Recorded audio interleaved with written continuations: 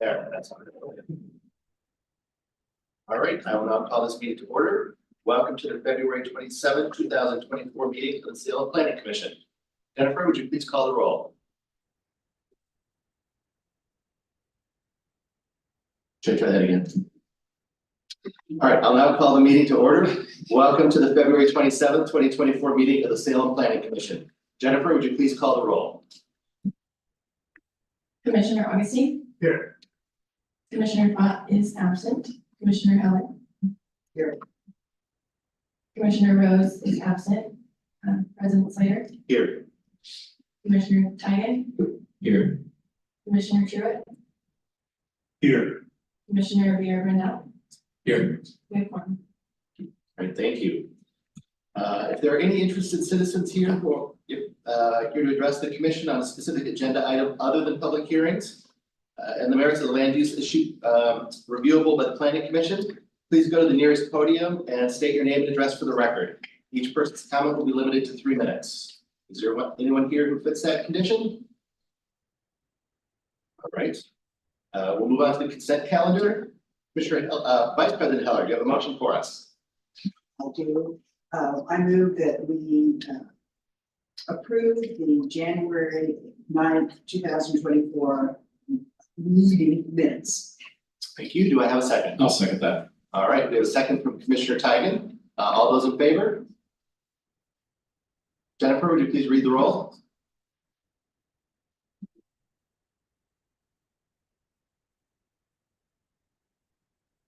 Let's say that louder. No, I'm sorry, I'm having to. I apologize. Okay, Commissioner Augustine?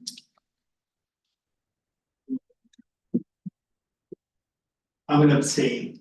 Thank you. Commissioner Heller? Aye. Commissioner Slater? Aye. Commissioner Tigan? Aye. Commissioner Truitt? Aye. Commissioner Villarreal? Aye. Thank you. I don't believe that we have any motions today, no resolutions and no action items. So we're moving on to the public hearing. Correct. Great.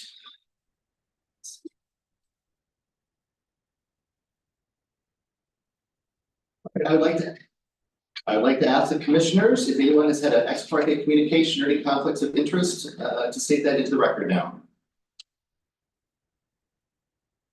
None? All right. Jennifer, would you read the statement of criteria?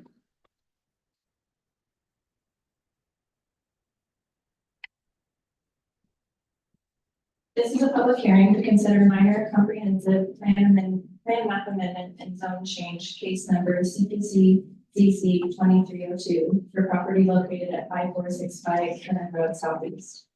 The criteria applicable to this application are found in Salem Revised Code chapter 64.025 plan map amendments 265.005 quasi judicial zone changes.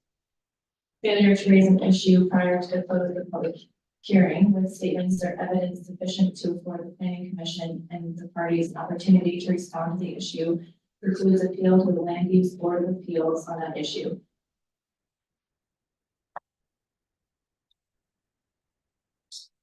A similar failure to raise constitutional issues relating to proposed conditions of approval precludes an action for damages in circuit court.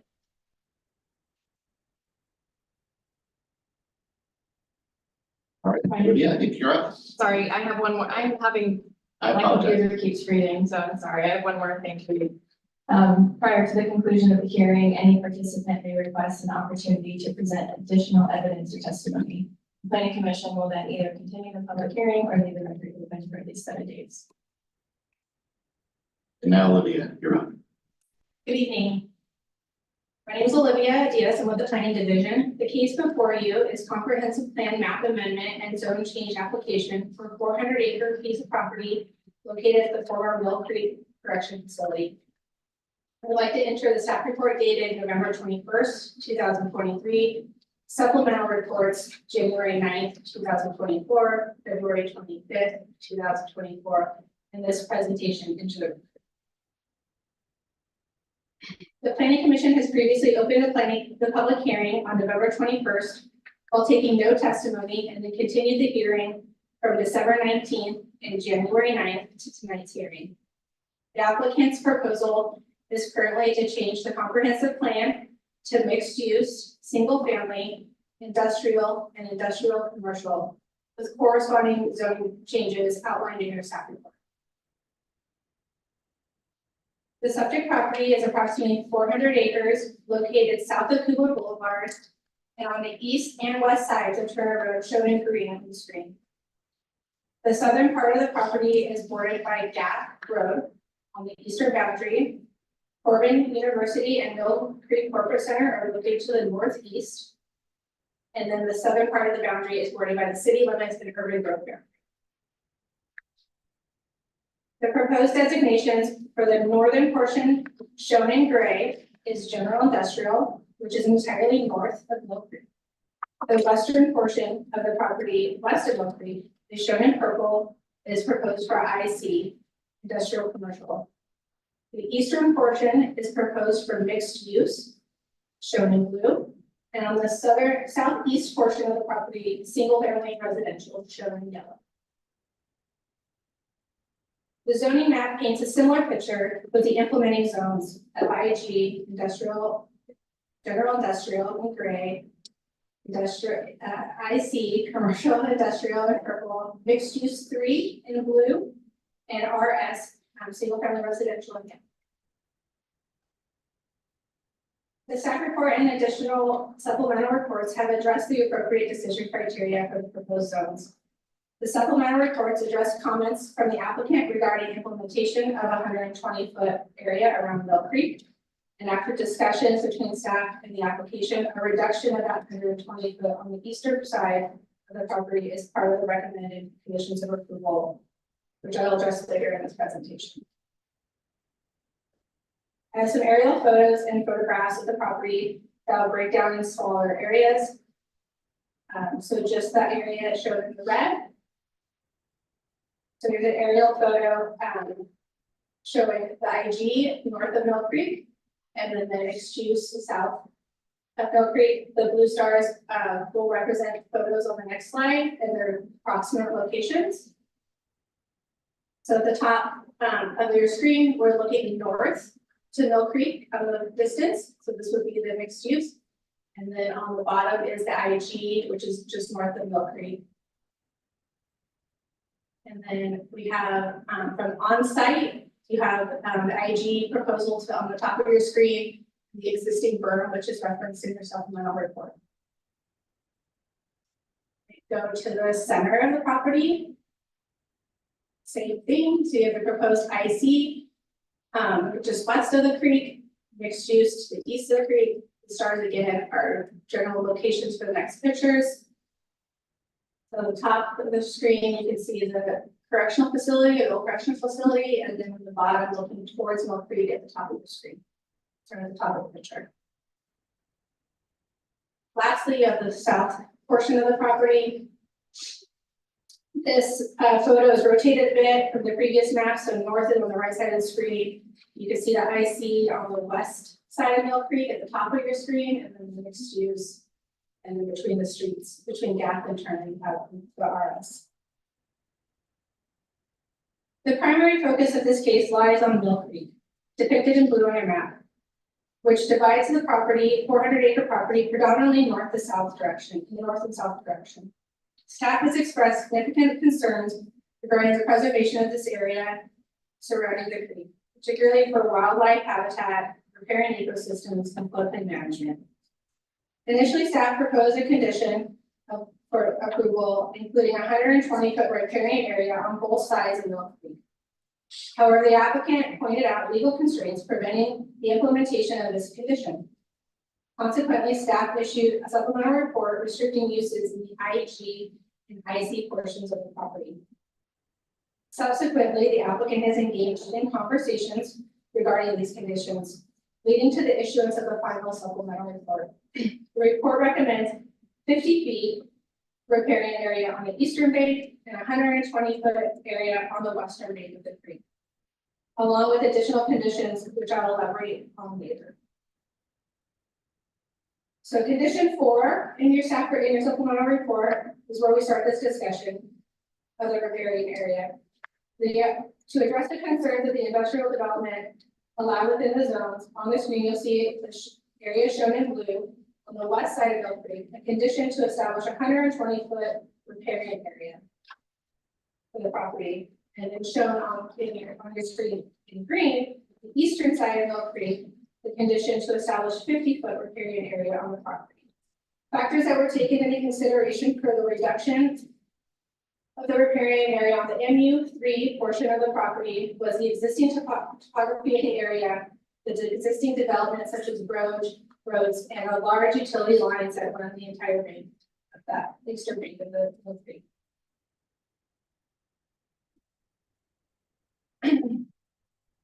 Conditions 5 is a clarifying condition which is supported by code for the development of public paths meeting the parks system master plan. Condition 7 implements the current code for the identified area for tree and vegetation removal. Under condition 6, development is not permitted within the condition area adjacent to Mill Creek. However, the condition allows for flexibility within the designated riparian area. Any exception listed must adhere to design and construction methods which minimize adverse impacts to the riparian area. It's important to note that land divisions, while considered a form of development in the Salem Revised Code, will solely establish property lines and will not be detrimental to the riparian area. Additionally, certain activities highlighted in yellow, which are outlined in the Salem Revised Code 808, our tree preservation chapter, are exempt from permits within the current riparian area. For each of these exempted areas, a review of development plans afford the city environmental planners the opportunity to scrutinize the proposal for development to ensure minimal impact. Furthermore, clarification of a variance that may be sought by the applicant for construction within 120 feet, which is currently allowed in the code. However, this provision does not grant any additional entitlements. Any such request would undergo public notice, public hearing, and must meet specific decision criteria. Lastly, regarding the driveway located on the northern section of the property, the 120-foot riparian area was not intended to prevent the northern portion of the property from access to Turner Road or future development. Allowing a driveway outside of this existing berm, which was shown earlier, and in an area already used for access for farming on the property, would allow access with a minimum impact to the riparian area. Condition 1 is a federal regulation for any ground surveying activity and is listed to ensure the applicant has direction and as early in the process as possible to start moving forward. Condition 2 is the standard language for development within the floodplain. Similarly, condition 3 allows the applicant plenty of lead time to obtain state permitting. Lastly, trip cap is essentially just to ensure that the trips did not exceed what the current zoning allows for. You did not receive any comments from the neighborhood association or the public. There are attached in your staff report comments from agencies, and if they're addressed in the staff report.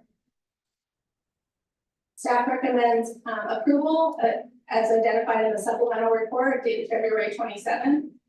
I am available for any questions. If you have any, I also have a team of subject matter experts that can answer questions. Thank you very much. Let me turn to the commissioners and see if you have any questions. Vice President Heller. Could you explain to me about the road, and how wide it is? It's a class 2 or something, the driveway that comes in. I'm just curious about that. The applicant will have to apply for a class 2 driveway approach permit at the time of development. Okay.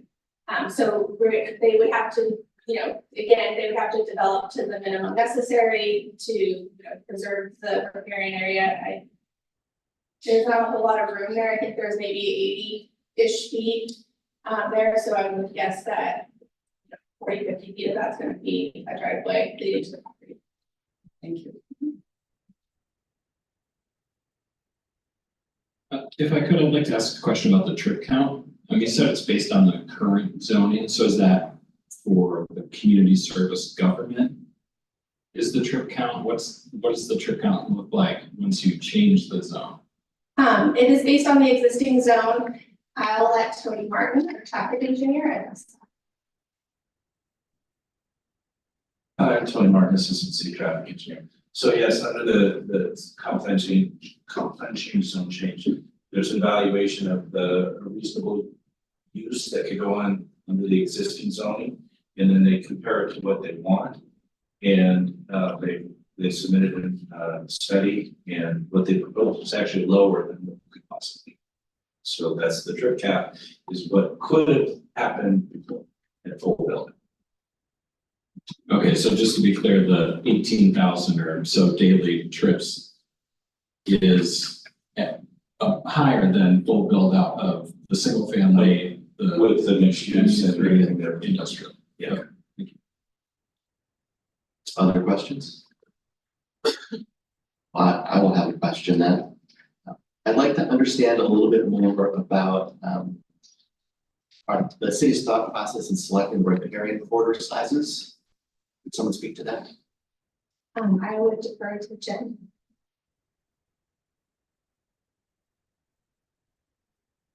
Hi, Jennifer Mongolo, Senior Natural Resources Planner in the Public Works Department. So we initially looked at riparian corridor sizes from the standpoint of if we were to use I'm forgetting the official name of it, the Urban Riparian Inventory Assessment Guide, REI guide that was created by the Department of State Lands to evaluate riparian corridors in cities.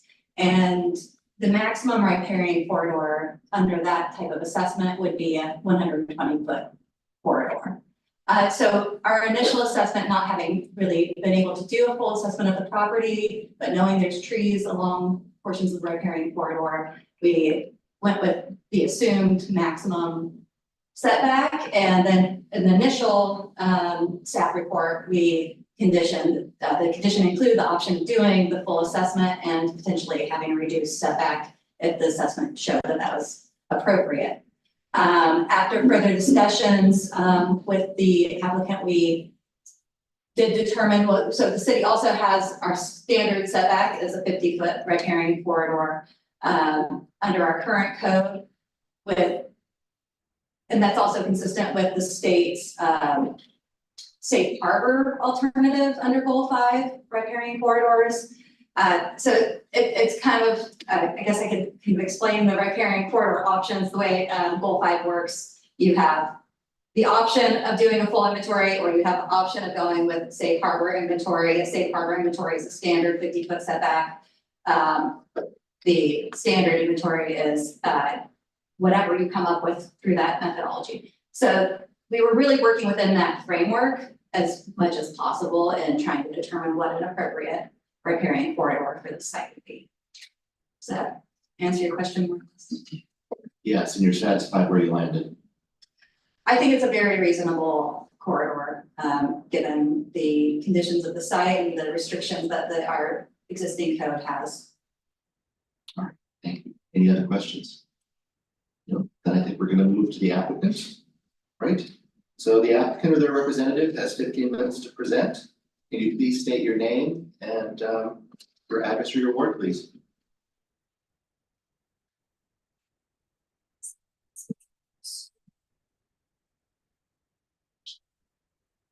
Should share it through Zoom. Good share. Oh. Good share. And then we do it this way.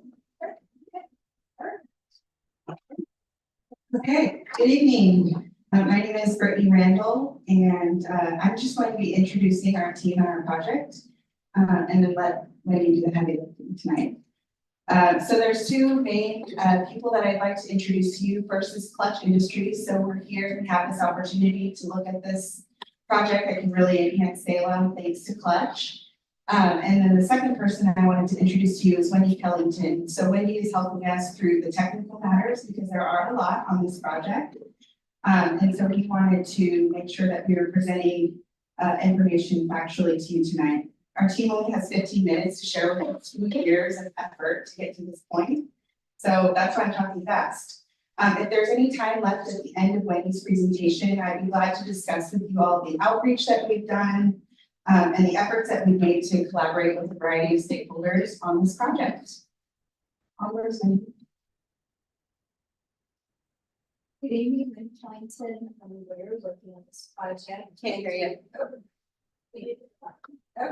So I just can't do the technical thing.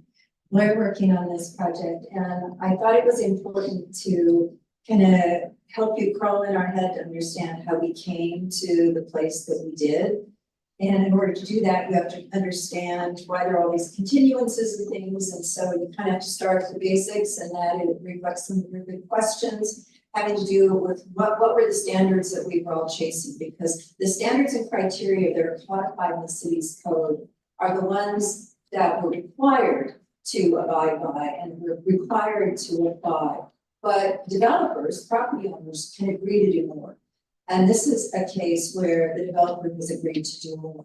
I just want you to understand that, because it's kind of been a delicate dance where we've come to. So the plan amendment standards, they're up here on your screen. They require one of two things. You don't have to show both, you show one of two. One is an alteration in circumstances, social, economic, demographic patterns in the vicinity so altered that the current designations are no longer appropriate. I believe that staff agrees that that standard is met by the proposal. If you meet that standard, you don't go to the equal to or better than standard. It's one or the other. The code says one or the other. The next one is the zone change standards, which are very similar. The zone change is justified again based on one or more of the following. Demonstration that there's been a change in the economic, demographic, physical character of the vicinity such that the proposed zone would be compatible with the vicinity's development pattern. That one, you don't have to worry about the equal to or better than, which to me makes my head explode trying to understand how that applies. So the first one is what we looked at, and that one applies and is met. And I want to share with you how that is.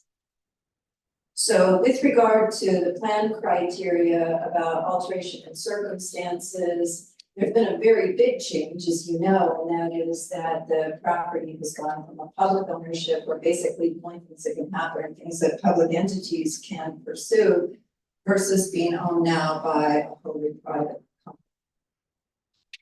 The zone change criteria regarding alterations in circumstances are a little different. They look to the changes in the economic and physical character and looking at compatibility between the vicinity's development pattern and the proposal. And of course, I think as staff agrees that the proposed zone is entirely consistent with the vicinity's development pattern. It's developing like crazy, as you know, out there with industrial and commercial uses. This is kind of the vicinity that we use. You can see kind of the areas in black are new in the last 6 years.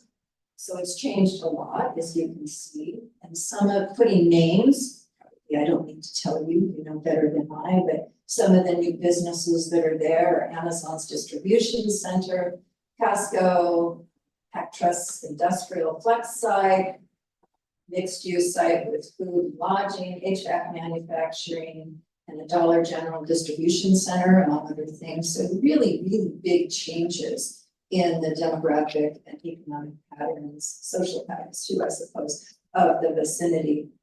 And you can't see the fine print, but you'll have to trust us as to what it says, and that is that the economic change in the vicinity has been pretty profound in the past, say, 10 years. The historic assessment, the assessed value of property in the vicinity versus now is about $41 million of assessed value difference. So it's a big, big economic change in the vicinity.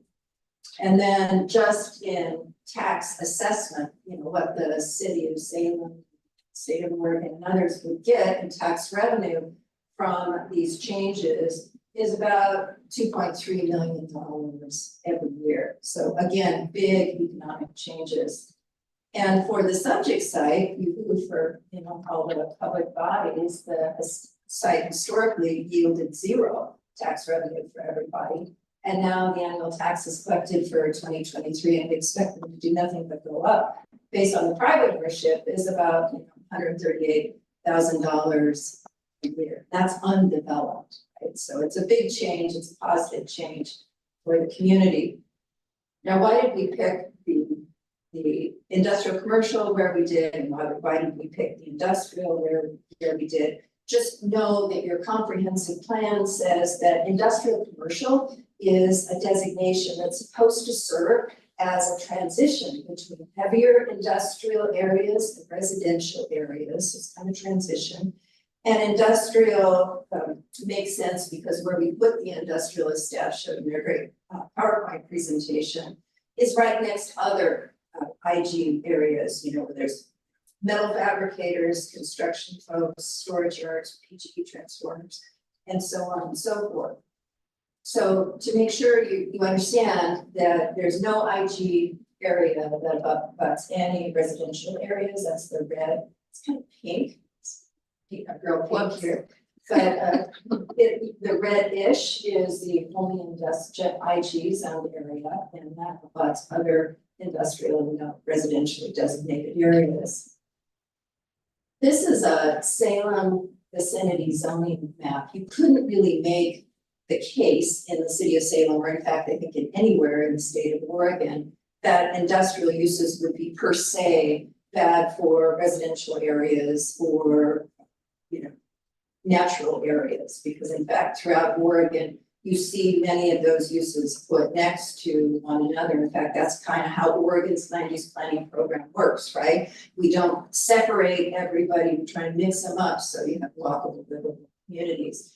And we rely on our DEQ to enforce environmental laws, and they have an army, of course, of attorneys generals, lawyers, and experts in the subject matter area, whether it's solid waste management, air quality management, water quality management, any of those kinds of things, who are designed, and their expertise and their full-time job is to make sure that the environmental laws of the state are pursued and protected and enforced. And just, they issue about 200 penalties a year, and they do about 2,000 inspections, so they're the bomb. They're taking good care of us. So I think what we can say is that the proposal unqualifiedly meets those standards that we just talked about with respect to the zone change and the plan amendment change. And then with regard to goal 5, Chair Boy asked a really good question. And I think it's worth really understanding the distinction between the riparian corridor that the city could require and the riparian area that the owner has agreed to, because they agree with the city that they want to collaborate, they want to do the right thing. That's what city staff thought was a good idea, and that's how we came to what we did. But it's important to understand the difference, because there is a difference in the code. Goal 5 under the city's land use code is met by compliance with a 50-foot riparian corridor, within which you cannot remove native vegetation. Uses are extremely limited, and trees cannot be cut. That's a 50-foot riparian corridor. The proposal meets Goal 5. The issue was the city was concerned, as I think that some folks have mentioned, that they wanted something more. There was this urban assessment guide that is not a standard in the city's code, but nonetheless is an important thing that the city wants to be thinking about in terms of protecting riparian areas. And so that is how they came up with 120-foot riparian area, which they couldn't require the property owner to agree to, but the property owner has agreed to it. And once the property owner agrees to it, as proposed in the conditions of approval, they can't be bound to it. The property will be bound to them. So the conclusions that I hope that we leave you with is that the change circumstances standards in the comprehensive plan and the Salem revised code are met. I think it would be really hard to claim that they aren't met, and I think the city staff would agree that they're met. The condition of approval about no development activity being permitted except for the particular identified uses that are designed to construct and minimize the impact on the riparian area. That's something that the property owner, I will tell you, has agreed to be bound by and will be bound by. But it's been a really delicate dance to do that, to get here. And so I would respectfully request that you not make it worse, not do more, in your decision making here. Our request is that you support your staff's decision, because there's just a really delicate economic dance between, as you know yourself, if you own this property, what you would be able to do and make it still pencil, and what you couldn't do. And this is really the limit. What we've agreed to here is the limit of what can be done. So in summary, the proposal, we're hoping, respectfully request that you approve it. We think there should be no dispute that it meets the changed circumstances standard. We don't have to worry about equal to or better than, because it doesn't apply, because we need the changed standard. And like we talked about, goal 5 is met, we don't have to worry about that. The applicant has also agreed that those particular uses that staff mentioned would be allowable, have to be minimized to have the least adverse impact in the corridor. So even those have a limit that was agreed to. What we really respectfully request that you do tonight is deliberate to an oral decision, and then request that your staff go back and work with the applicant to come up with findings, because again, I think it's a little bit of a delicate dance for all of us to do that. And we're willing to roll up our sleeves and shoulder the wheel and come up with something you'll be proud of for your city. So with that, I don't have anything else unless you have questions. Thank you. Are there questions? Can you please restate about your last paragraph, what you were asking us to do? Yes, thank you. I could use that a little bit slower, just in terms of whether you're requesting that we adopt the recommendations from the city staff, or that you're asking us to go back and somehow work on additional findings. Super good question, thank you. So what we would respectfully request is that you make an oral decision to approve the proposal that staff has recommended to you, and direct staff to go back and work with the applicant to develop findings of approval that you could review and adopt at a later meeting. That's very normative. Your city attorney will tell you most of the time, planning commission, city councils or hearings officers will tell the applicant if they're going to approve the proposal. You go write the findings and bring them back to us, and we'll review them. But I think because this has been such a delicate dance, it makes sense for you to please direct that staff go back and work with us, and then we work collaboratively to come up with those to avoid any bugs or problems. Does that answer your question? Yeah, thank you. Thank you. Are there any other questions?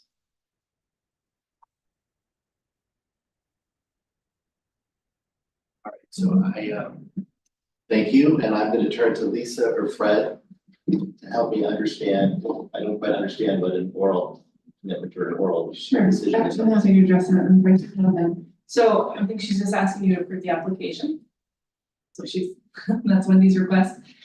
So the process, so we have 3 new commissioners, and this is their first hearing, which is maybe why there's been some confusion in your request, and I don't think I've heard anyone else that request. So we generally don't bring back the written findings to the commission unless you do something different in staff recommendation. So normally, if you were to approve it tonight, for example, as staff recommended, we would put together the findings. We have 7 days under our code to do that.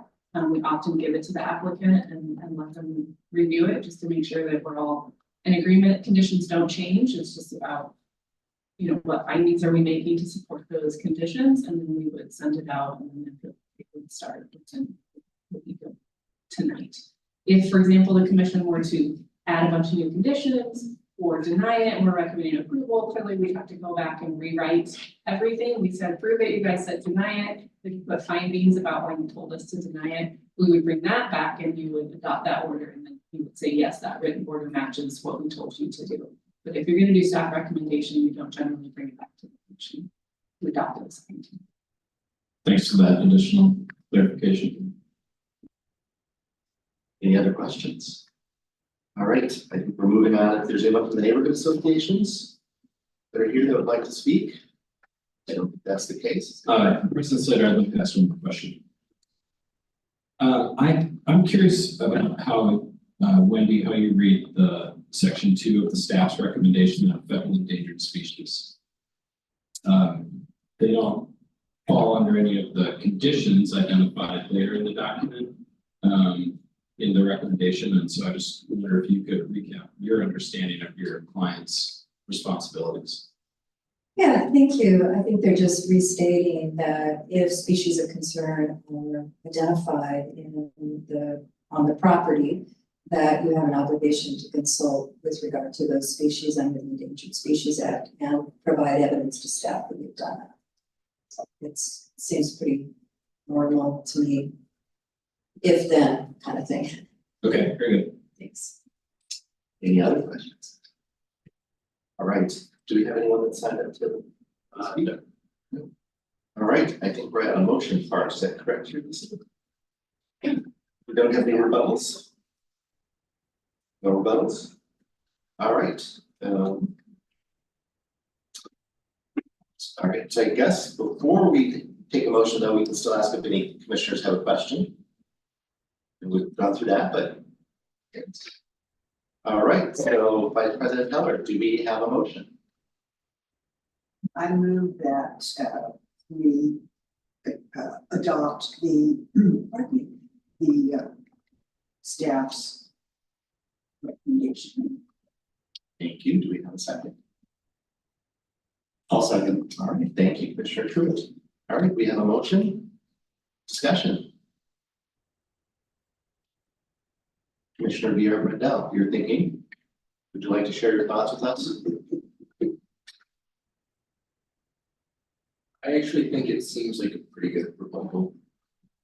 I had a little bit of question about why the different size of the riparian zone on each bank, but if, staff is pretty confident that the reasons for that are solid, that was the only thing that really struck me as something I was curious about. So I'm in favor of, I guess, just voting for approval. Thank you. That was helpful. Other commissioners? Commissioner Truitt, would you like to share any thoughts? I do not have any profound wisdom at this particular moment. We don't have that high standard here. All right.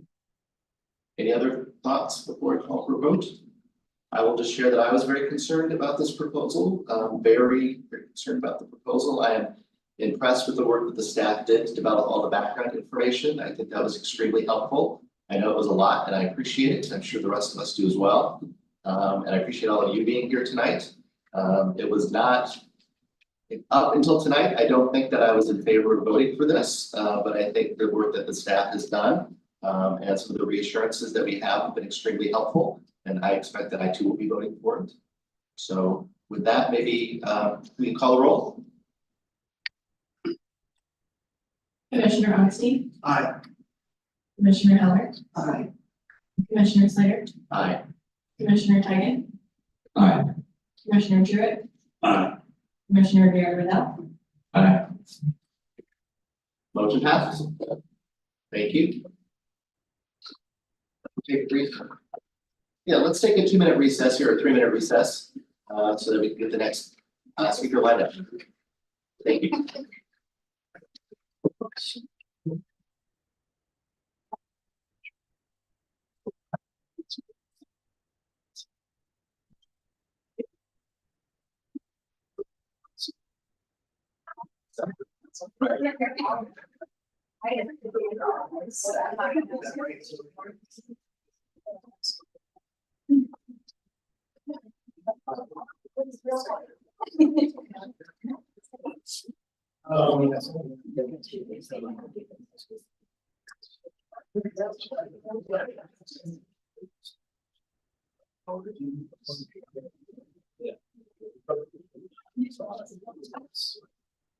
Well,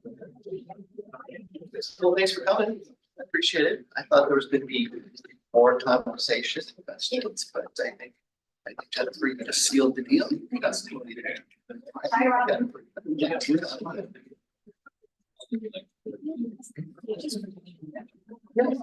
That's so. No, no. And, you know, that's exactly what you said. So what? So.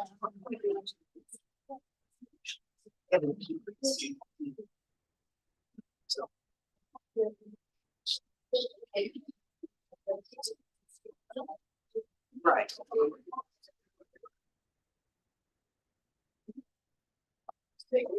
Yeah, yeah, no, I.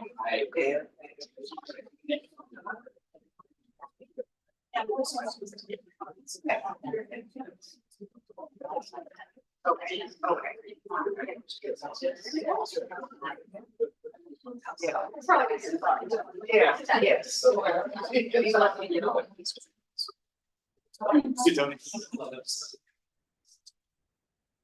Okay. Okay, okay. But also.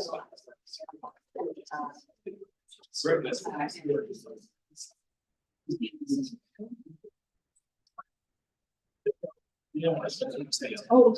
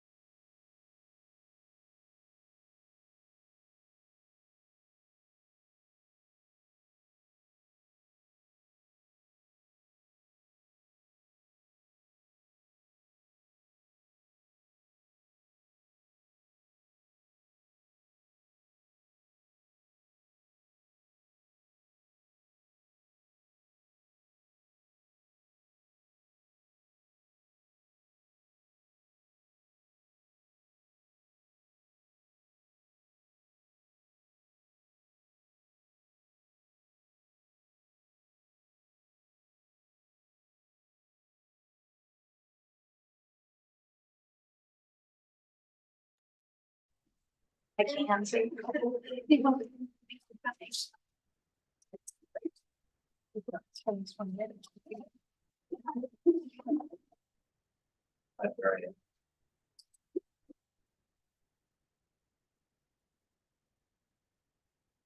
All right, I'm going to open this public hearing. Before we begin, I'd like to ask the commissioners if anyone has an ex parte conversation or any conflicts of interest to state for the record. All right, hearing none. Jennifer, would you read the statement of criteria? This is a public hearing to consider minor comprehensive plan map amendment and zone change case number CPC ZC 2401 for property located at 650 15th Street Southeast. The criteria applicable to this application are found in Salem Revised Code chapter 64.025 plan map amendments and 265.005 quasi judicial zone changes. Failure to raise an issue prior to the close of the public hearing with statements or evidence sufficient to afford the planning commission and the parties an opportunity to respond to the issue precludes appeal to the Land Use Board of Appeals on that issue. A similar failure to raise constitutional issues relating to proposed conditions of approval precludes an action for damages in circuit court. Prior to the conclusion of the hearing, any participant may request an opportunity to present additional evidence or testimony. The planning commission will then either continue the public hearing or leave the record open for at least 7 days. Thank you, Peter. You are up.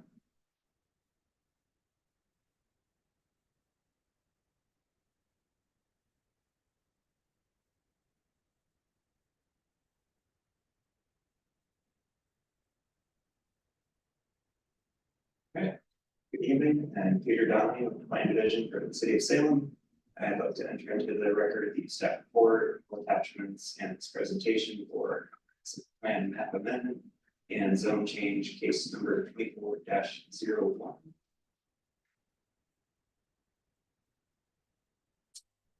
The applicant, Brand Menus, on behalf of the property owner, is requesting a minor comprehensive plan map amendment and zone change for 2 properties located at 650 15th Street Southeast.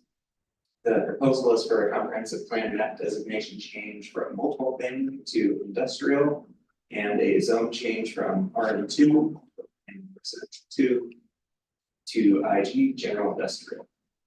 No other development or additions to the existing buildings or changes to the properties are proposed with this application.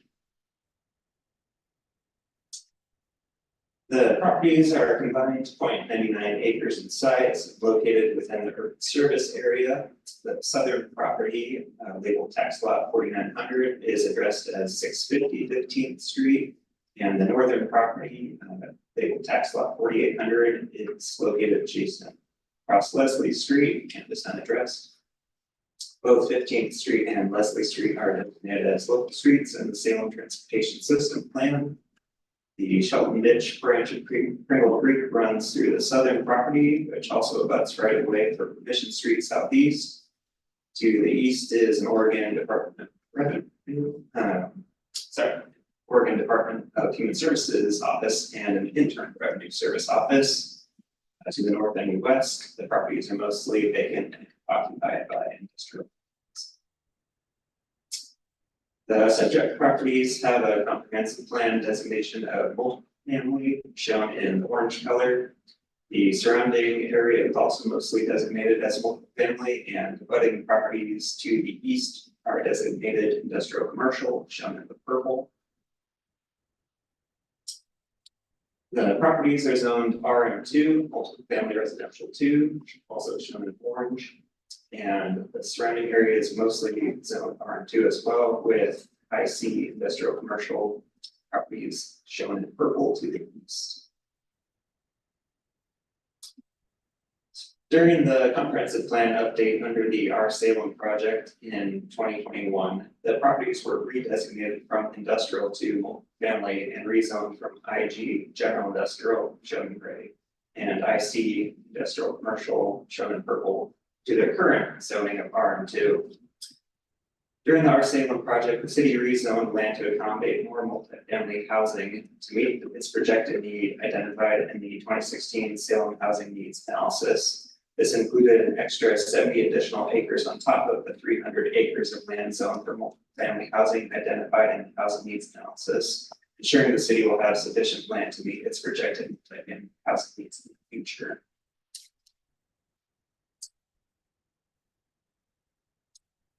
Notice of the application and public hearing was provided to the Southeast Salem Neighborhood Association and no comments were received.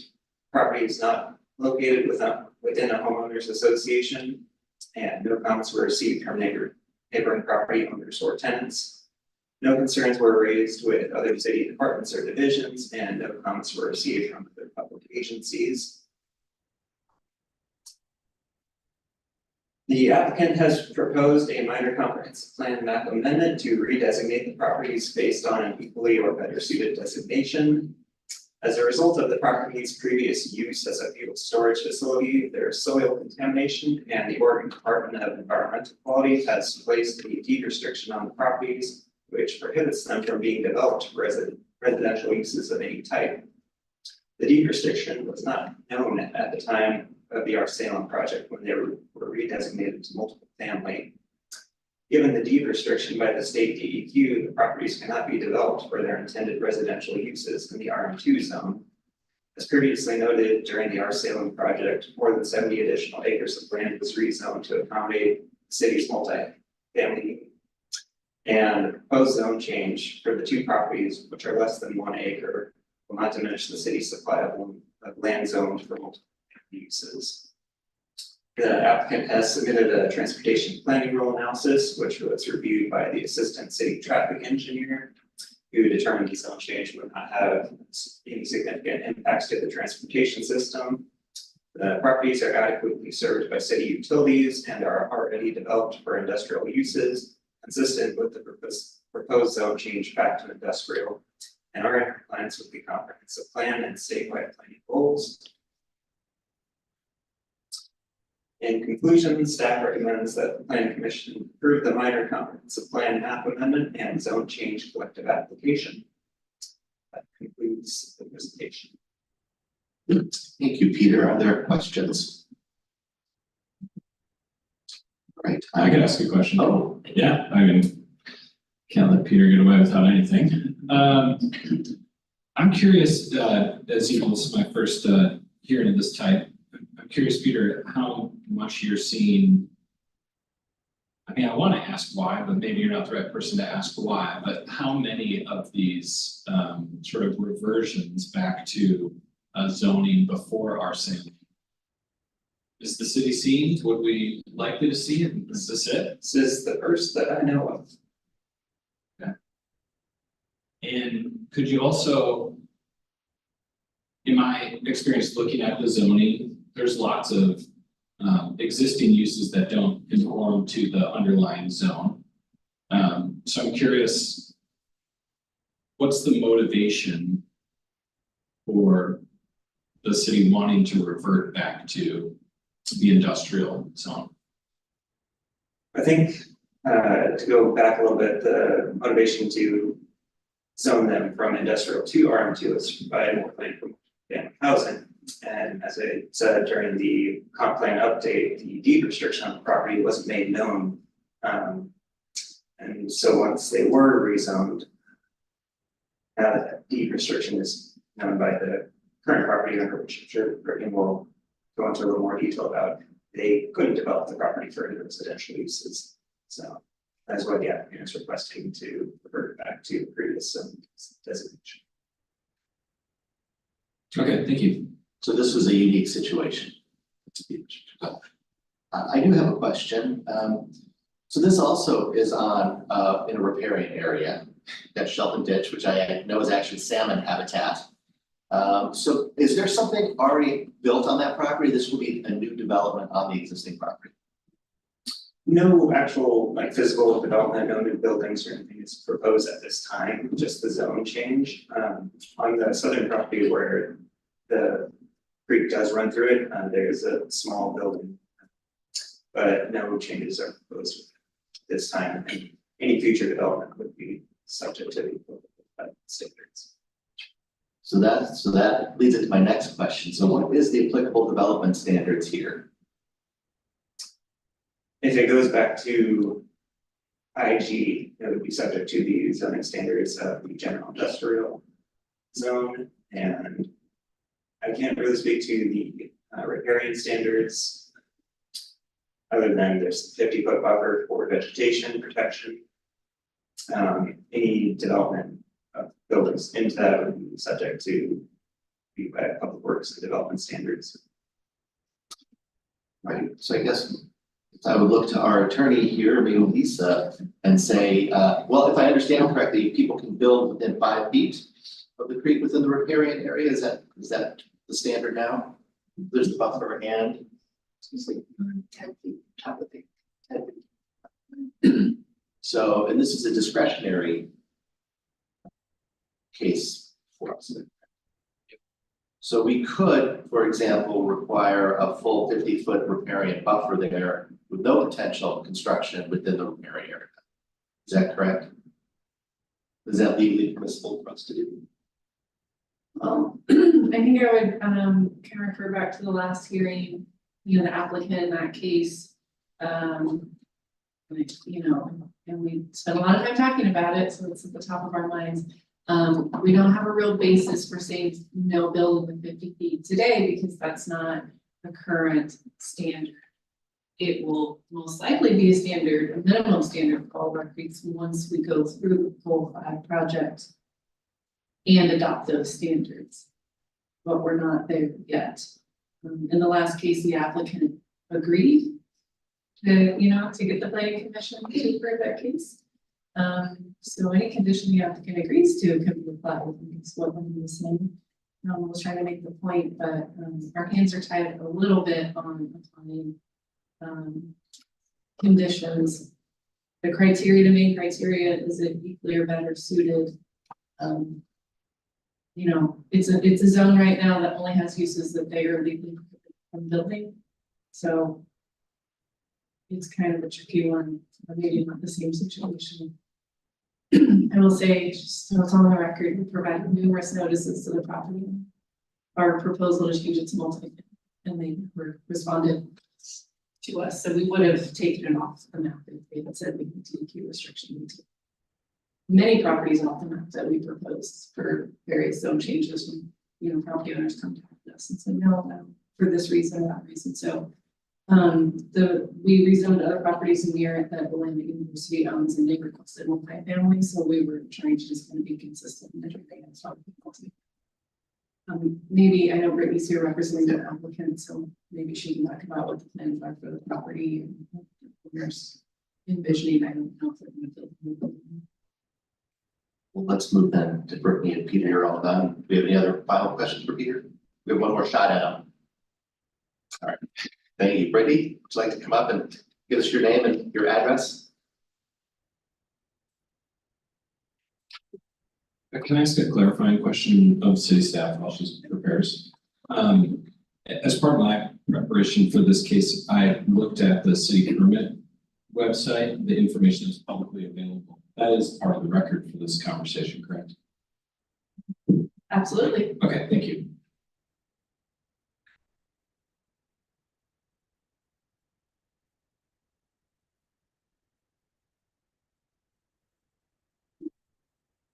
Okay, I don't feel like I have to rush so much through this one.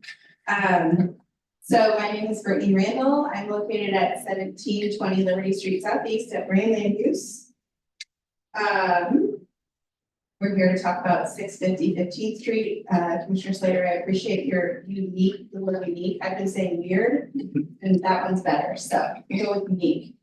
Okay, so team introduction, that's gonna be funny because there's 2 people on there and I'm one of them. We'll talk about the background and the request. I think that will clarify kind of how we got into this unique situation, because Lisa is absolutely right. I worked for the city at the time that we were doing outreach for our Salem, and it was robust and cumbersome, and absolutely they received notice. So yes, we're going to look at a vicinity map. We'll look closely at the DEQ restriction. I want to talk a little bit about the consequences of the current zoning for the property owner, and then I will summarize and then answer, hopefully well, any questions that you have. So our project team is Robert Holt is the current property owner, and then myself, Brittany Randall, Brand News. So here is where we'll kind of talk about what has led to this point, and I'll read to you what's going on in these tiny little bubbles because I always forget. Can't see them as well because I can't on my computer. So in 2015, there was an environmental investigation. Out of that investigation from DEQ, and no further action notice was issued because essentially, I keep saying the soils are like radioactive or something. Something's wrong, okay? So it's bad. So from that no further action, DEQ decided to have this deed restriction imposed on this property that says, and I'll show you the language, but specifically cannot be used for any type of residential uses, and you cannot grow any edible foods on the site. So I'm gonna stay away. I didn't even notice the site. I made my client do it, so it's scary, right? No further action, no deed restriction like that. So For some reason, there was a gap in time, and in 2018, that DEQ restriction was finally recorded. Then we go to 2022, and the property was zoned IG and then was listed for sale. So my client is the new current property owner, but the previous owner listed it for sale in 2022. Previously to the R sale and taking effect in August of 2022. So my client, Robert Holt, had the property under contract to buy as an industrial property as the R sale became effective. And he closes on the purchase in November of 2022 and realizes some point, oh my gosh, it's now residential, multifamily residential. I thought I just bought an industrial property. So that was a little bit of a shock to the system. And then we were contacted, Brand was contacted by the representative for Robert Holt, the current property owner, after he discovered that this is no longer an industrial property. And so we started to sort of dig into the site and see what happened, I imagined immediately I knew it was our Salem. But I didn't know immediately that there was this deed restriction that exists on the property. So in 2023, so the end of last year, we went before this city council and asked this to be city initiated. And city council basically said, no, it's not going to be city initiated, but we'll reduce the application fee by 50%, understanding that maybe this was a collaborative oopsie on everybody's part. So the application was submitted to the city of Salem, and then in January of this year, it was deemed complete for processing. And then here we are hoping that you all will approve this change back to IG, which is again kind of weird. And then let's see. The change back to industrial is going to bring the site back into compliance, obviously, with the DEQ restriction, which is the focus of the whole thing. So that's the goal, is to not be out of compliance with the restriction. So the vicinity map, Peter already showed you kind of where it is, but I wanted to show you again that yes, the site around our zone multifamily residential, currently the area looks very industrial, but you would imagine this for any site that the city is reimagining, right? It's like there's a process. The first step is allowing the uses that you want to see in an area. The next step is people actually developing them. We see it up and down the corridors of the mixed use 3 zone right now, that a lot of things don't meet the standard of the zone. But unfortunately, like we said, in this case, we have a deed restriction, so this can't be utilized the way that the city had originally envisioned. So this is a little synopsis of the DEQ deed restriction. The full deed is in our initial materials, so in your packet, hopefully. And you can see here, residential use of any type, an agricultural food crop cannot be, these activities cannot take place on this property. The biggest reason that we're asking you to please say yes is because if you see here, there's some print in the restriction that talks about what happens when you mess with DEQ, and it's not good. So I don't think that legally we're in violation because these activities aren't happening, but our client can't utilize the site for anything at this point because it's currently designated for multifamily. So anything that he does that matches the applied zoning would be a direct violation of this deed restriction and possibly could incur him a $25,000 fine every day. So in summary, we are saying that this application must be approved since the designation is in direct violation of the DEQ deed restriction that we recognize nobody knew applied or was there. And then we are at risk of possibly incurring fines by DEQ until it's changed back to industrial, aligning with the restriction. Any questions? Are there any federal programs or even state that would clean this place up? I mean, that's a real tragedy. Yeah, so I'm not an environmental expert, so I wouldn't be able to answer that question, but I would imagine there's gotta be programs like that available, yeah. So, okay, so, I'm not familiar with how oil pollution affects, does it affect any of the air, or is it just the soil? I don't know that either, because it's not my area of expertise, but the restriction was due to the soil quality in this Okay. case. All right, that's all I have, thank you. Brittany, thank you so much. This is a very unique case, so I have a couple questions. My understanding of the way you described the DEQ restriction is about residential use, not residential designation. So is there something that keeps the current property owner from using the property as an industrial site as it's currently built?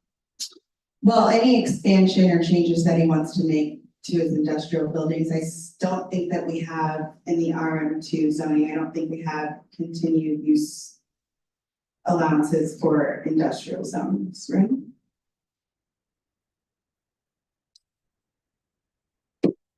That's great. So it has not been occupied or used for industrial purposes within the last year for continuing use? Yeah, I believe it's been vacant since your client purchased it in 2022, correct? In 2022. Correct. I don't know how many mics we can have on at once, but yes, that's correct. And what was the buyer owners, the owners intended use for the property? Industrial. Specifically, what activities will take place on the site? Let me ponder my question a little bit. Okay. All right, well, pondering occurs, Commissioner Heller? I'd like an answer to that, what the specific uses might be. I don't have an answer for that. So all I know is that he was seeking industrial property. Sure. He thought he was buying industrial property. They should have called me first. I'm gonna put that on the record. I would have told them about our sale, so. Brittany, sorry, can I jump back in? I guess you can. Thank you. I've read through the DEQ deed restrictions, and section 5.1 contemplates release of restrictions that they're not permanent if you get the DEQ to release the restrictions. And also the restrictions seem to have been based on the future use of it as industrial. So can you talk about your clients' attempts to communicate with the DEQ about removing their restrictions on the property? Sure. So when I became involved in this project, my client had an attorney, so he wasn't sure about where to go from here. He essentially just bought a property that he can do nothing with. My understanding is that at the advice of an attorney, he's now engaged DEQ as to not tip them off that there's a violation now. But similarly to a previous conversation is that we potentially have programs that could remedy the soil situation. He purchased the property with the intention of using it as industrial, so I don't believe that he's doing any homework to try and keep it residential. Commissioner Truitt, did you arrive at a question? During the purchase process, was the deed restriction, did that come to light during review of title reports and deed restrictions? Was that after the transaction? Yes, so the deed restriction it did show up on the chain of title, but it wasn't a concern because he believed he was buying. Although on the title report, you can see that he clearly signed for a property that was zoned multi-family. So there was some miscommunication. I love that you're so interested in this because you're in the industry and it is. I have experience with a property not too terribly far from here that is very similar. It used to be part of a rail depot that had known very similar contamination. There's just not much you can do with it. I don't want to misspeak, but I believe that this, my client, when he was represented by legal counsel, met with staff. And I think that staff was as surprised by the deed restriction as we all were, and did maybe some research to see if there were other similar instances and none were found. I don't want to misstate, but I think that's true. Lisa, do you have anything to add there? I didn't meet with this attorney. I think Eunice did, obviously, we don't have access to everybody's deed, we rezoned over 10,000 properties, that's why we sent 3 or 4 notices over 2 years, held property owner meetings just for property owners. It's unfortunate, that the current property owner, when we were doing our Salem, didn't respond, and you know, we must have just lost track. I understand city notices can be, and if he was selling the property. So I don't know, I do know. The only other property I'm familiar with, which we didn't, I don't think we rezoned, but I'm a little familiar with the deed restriction for housing, would be the old D&D site at the corner of Fairview and Silverton. Because the city most recently used it for micro shelters, housing, and we can only do it for 18 months due to deed restriction, and that's why that site closed. And the one on Center Street by Safeway opened up. And people keep saying, like, you still own that site? You know, why don't you move it back there, get out of there? And it's like, well, actually, we couldn't. 18 months was as long as we could do it because the deed restriction didn't queue. So remediation is always an option in those deed restrictions, but a lot of times just capping, paving, and not disturbing the soil is the cheaper option than not using housing for production. So I understand. If he's not wanting to do housing, but he's not also gonna want to tear down the buildings, rip up the pavement, and remediate the soil for housing. Olivia, did you have something to add?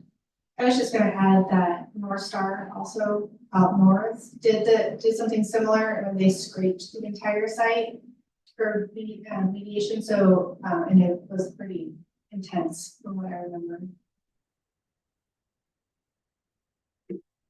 I guess I just want to clarify, thank you. I just want to clarify, is your client currently in violation of the DEQ?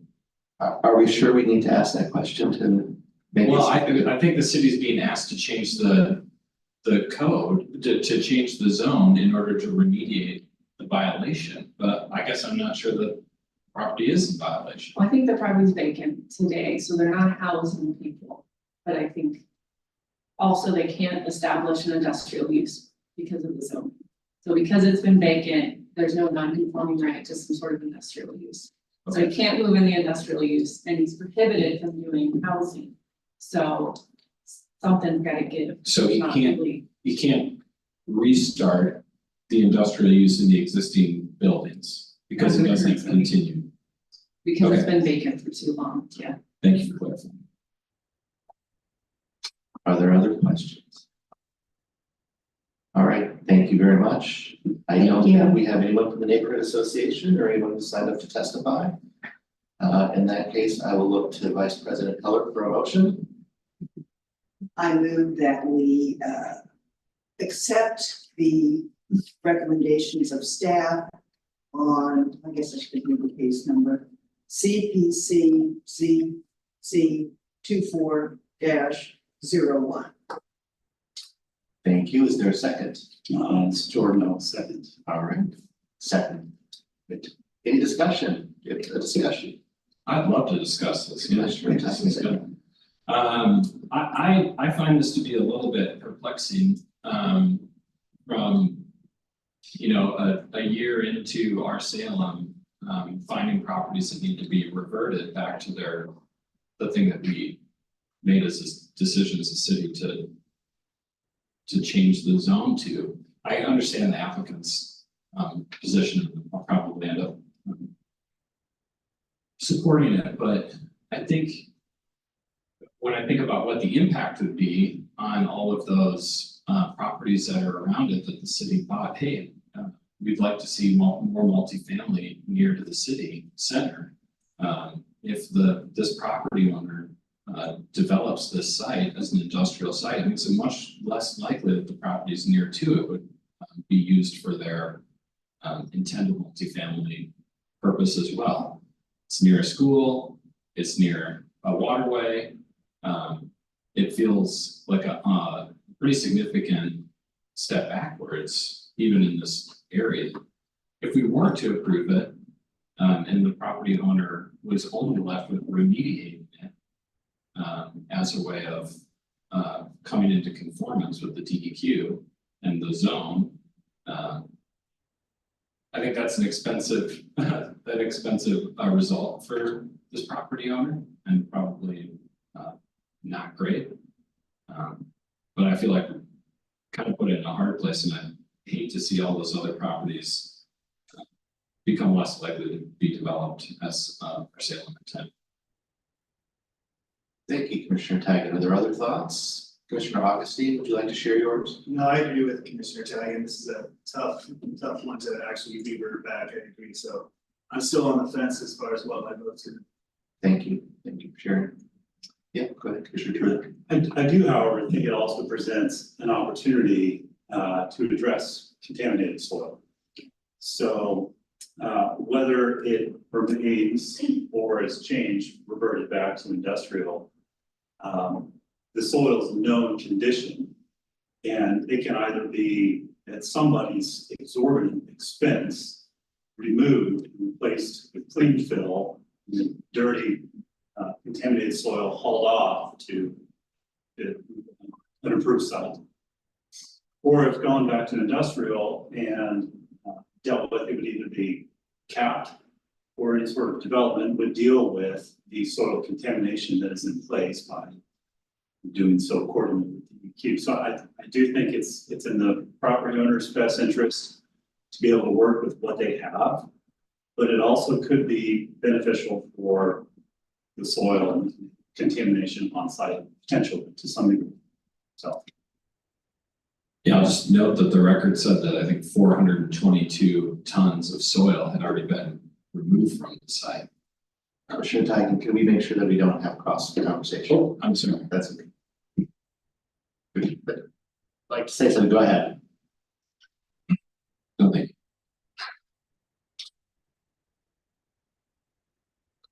Are there other questions or comments that people would like to make?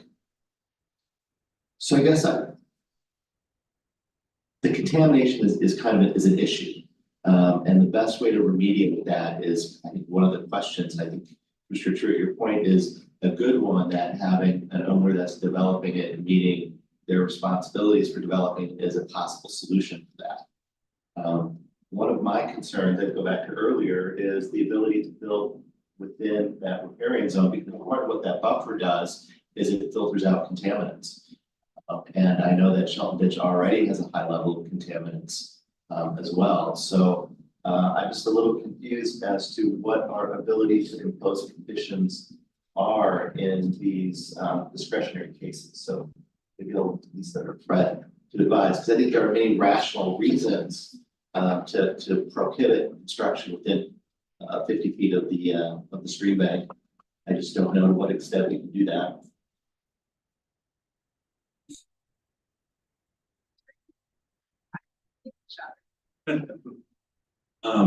Well, it depends if we're talking under goal 5 or just under what's in the existing code already. Existing code already, we have riparian corridor where you can't do certain things within 50 feet, but there are certain things you can do. I think there's probably not a whole lot of trees on the site, so they would probably be able to build a lot closer than 50 feet.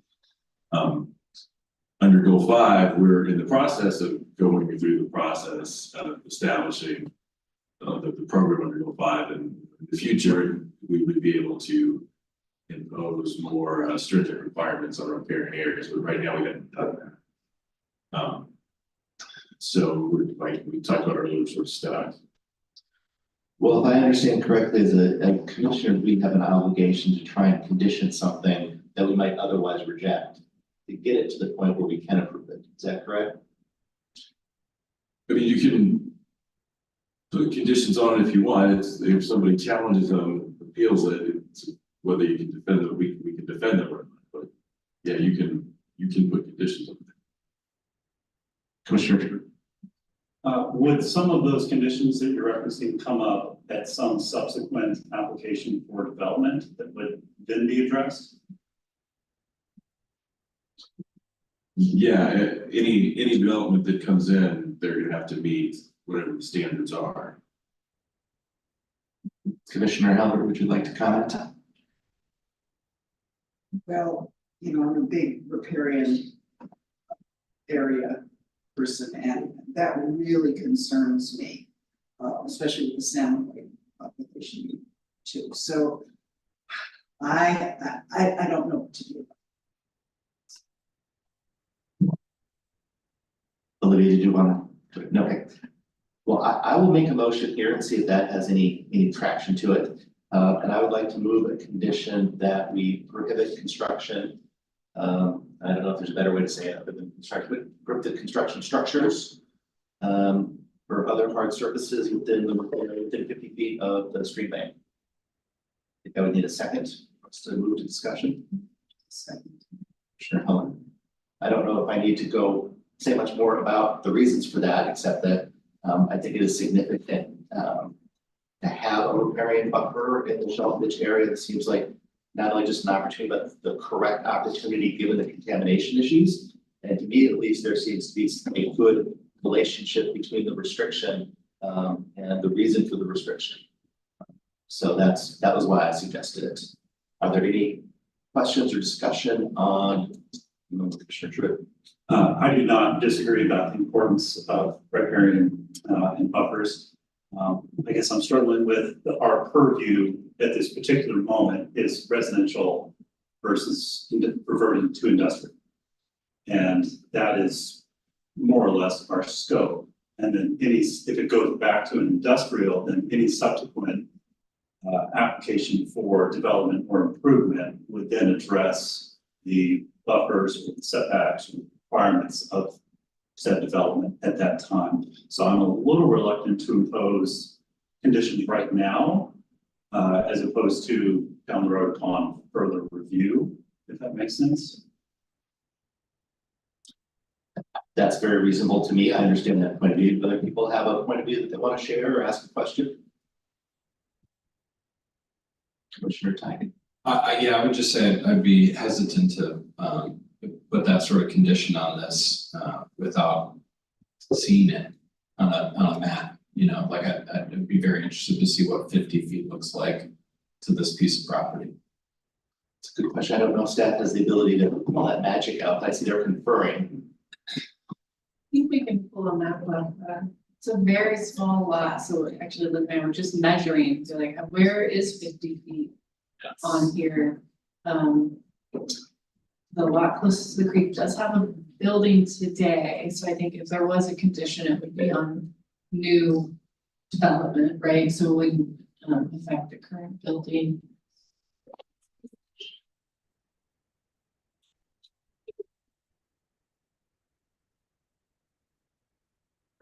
I also think it's worth noting that that entire lot is within the floodway. The majority of the lot along the creek is in the floodway, including the existing buildings. So any modifications to that building, or if it's torn down and replaced, would have to come into compliance with the current standards, which typically does not allow new structures in the floodway area of the creek.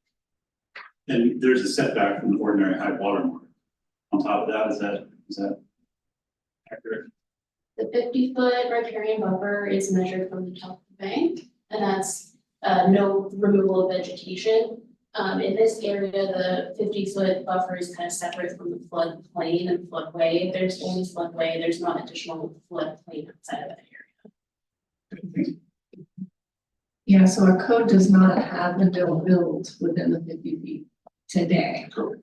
So in theory, say this property got rezoned tonight and then they tear down that building, come in for permits, they will have to comply with all of our standards, floodway, whatever. But we don't have a standard that we would apply that would be a 50-foot setback, no build. We might in the future, as we're going through the Goal 5 project, that would be a goal to get there within a few years, but it would just depend on the timing of that. But again, the floodway is very restrictive. Laurel. That was gonna be my comment as well. Floodway development is much more restrictive, where if you're placing any pavement, fill, new structures, you have to provide a pretty intense analysis showing any of that placement is not increasing the flood level. So that is, that could be a challenge if the new development for the floodway area. I feel like Oh, Commissioner Heller, please. okay, how big is the floodway, or it just depends upon circumstances of the creek or? They're all different. The floodway abyss, for reference on the, in the aerial image, it goes about, halfway into the building, the existing building. I feel like we may benefit from deferring this hearing and having some more information related to the commissioner's questions. Is that something that's possible for us to do? And I guess I would look over as well to our applicant. It can be continued for sure. Continue that. Yeah. I do think we have a different map we can bring up if you give us a few minutes where we can turn on the floodway, the floodplain for you. It's just internal So city map that we use. or 5-minute break? 3-minute break? 3-minute break if you don't mind, while Peter's probably pulling that up, and 3 then minutes. we could still decide. It's like a box here, 3 minutes. Pretty boss, man. No, I'm not. Okay, we'll take a 3-minute break.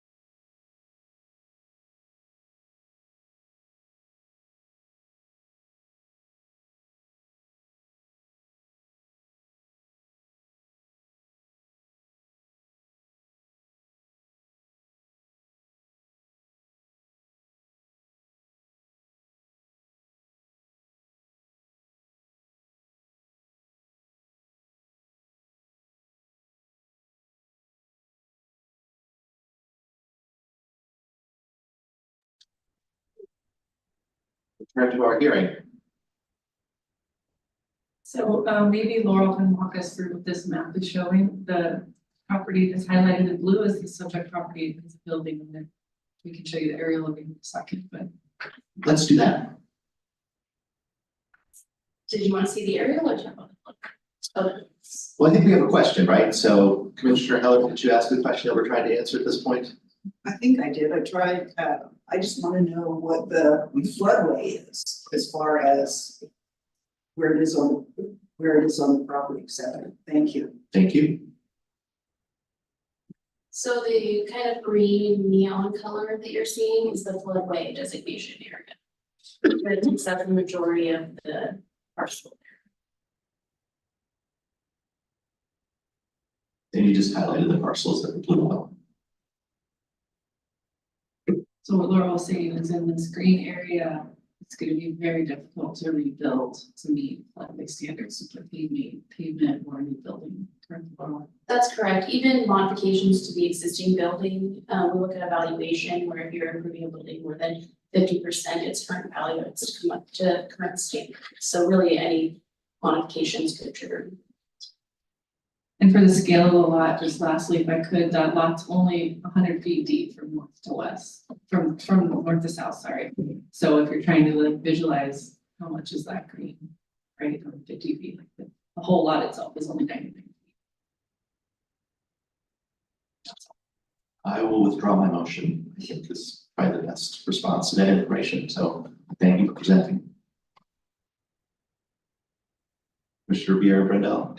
I think there was one other concern regarding kind of like a chilling effect on other people developing into multifamily residential in the area. And I'm wondering if there is a condition or some sort of compromise that we can reach regarding that concern.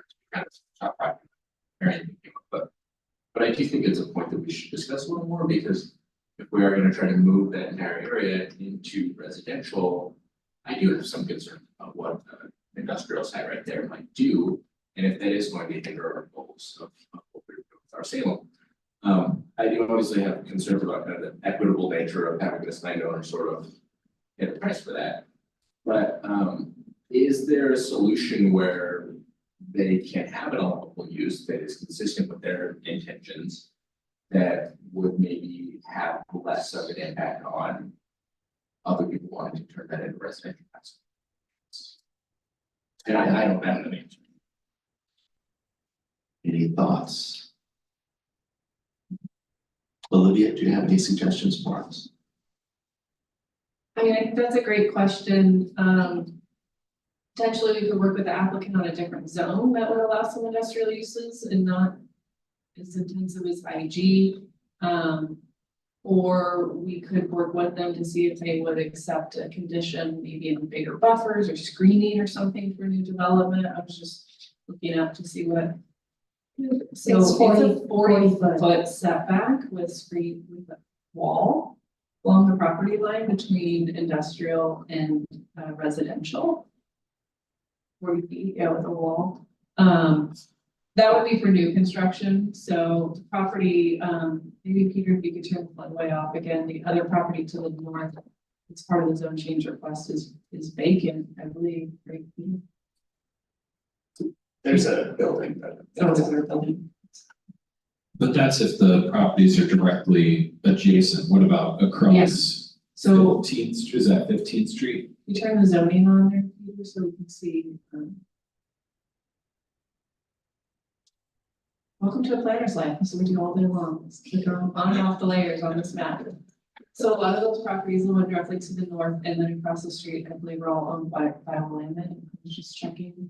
And again, they have requested multifamily for like in long-term plans of having places to expand housing. They're not clearly using them for housing right now. Yeah, across the street, I mean, we just require general landscaping in the front yard. And again, if they use the existing building or site the way it is, none of that will come into play at this point. Are we sure we don't want to defer this case and allow for more conversation between the applicant and the city? It just seems that there are so many questions here. I'm not comfortable voting yes. I don't feel like I have enough information. Yeah, it's fine by staff if you want to continue. It'd just be a motion to continue. We might ask the applicant's representative if they have a specific day that would work for it to come back. So we'd like to continue it to a specific day. Yeah. Date works. Okay. Do you guys want to tell me what date works for you all? And then we can. Well, we have that one meeting in March. Yeah, March. Let me post it. So I think the next, we've canceled March 5th, although we really need to, we can still have it. Otherwise, March 19th. Or after that, for me, it would be April 2nd.